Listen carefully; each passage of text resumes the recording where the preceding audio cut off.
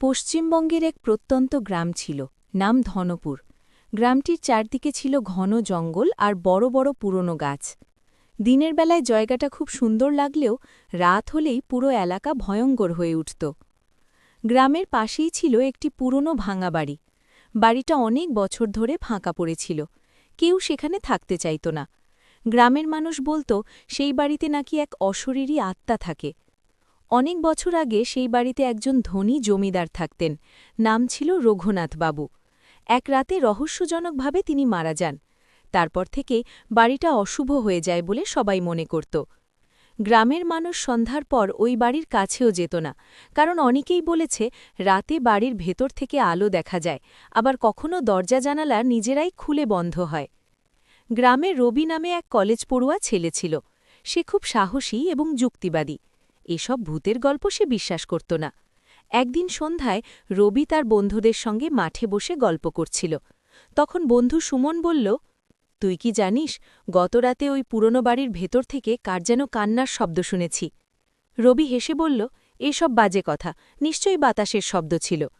সুমন বলল, যদি এত সাহস থাকে তাহলে আজ রাতে সেখানে গিয়ে থাক।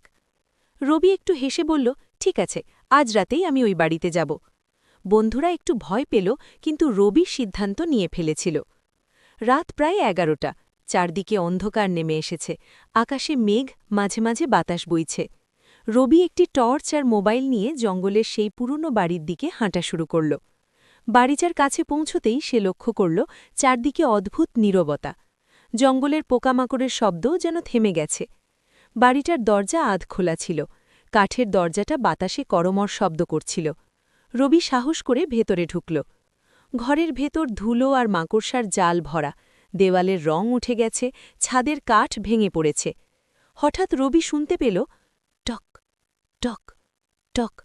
মনে হলো যেন কেউ ধীরে ধীরে মেঝেতে হাঁটছে। রবি টর্চের আলো চারদিকে ফেলল, কিন্তু কাউকে দেখতে পেল না। সে একটু এগিয়ে গেল।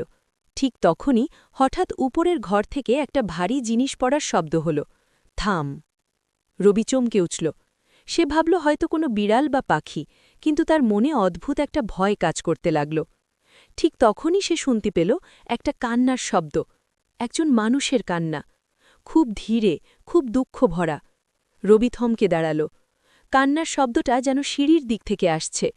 সে ধীরে ধীরে সিঁড়ি বেয়ে উপরের ঘরে উঠল। উপরে একটা বড় ঘর ছিল, দরজাটা আধ খোলা। রবি দরজাটা ঠেলে ভেতরে ঢুকল। ঘরটা অন্ধকারে ভরা, জানালার ফাঁক দিয়ে একটু চাঁদের আলো ঢুকছে। হঠাৎ সে দেখল ঘরের এক কোণে কেউ দাঁড়িয়ে আছে, একজন মানুষের ছায়া। লোকটা সাদা কাপড় পরে আছে, তার মাথা নিচু, মুখ দেখা যাচ্ছে না। রবির বুক ধরফর করতে লাগল। সে কাঁপা গলায় বলল, কে কে আপনি? লোকটা ধীরে ধীরে মাথা তুলল। রবি দেখল তার মুখ একদম ফ্যাকাশে, চোখ দুটো গভীর আর অদ্ভুত। লোকটা ধীরে ধীরে বলল, এ বাড়ি ছেড়ে চলে যাও। রবি অবাক হয়ে বলল, আপনি কে? লোকটা একটু হাসল, সেই হাসি খুব ভয়ঙ্কর। তারপর বলল, আমি এই বাড়ির মালিক, রঘুনাথ। রবির শরীর ঠান্ডা হয়ে গেল। সে বুঝতে পারল সামনে যে দাঁড়িয়ে আছে সে কোনো জীবিত মানুষ নয়। ঠিক তখনই হঠাৎ ঘরের দরজা জোরে বন্ধ হয়ে গেল।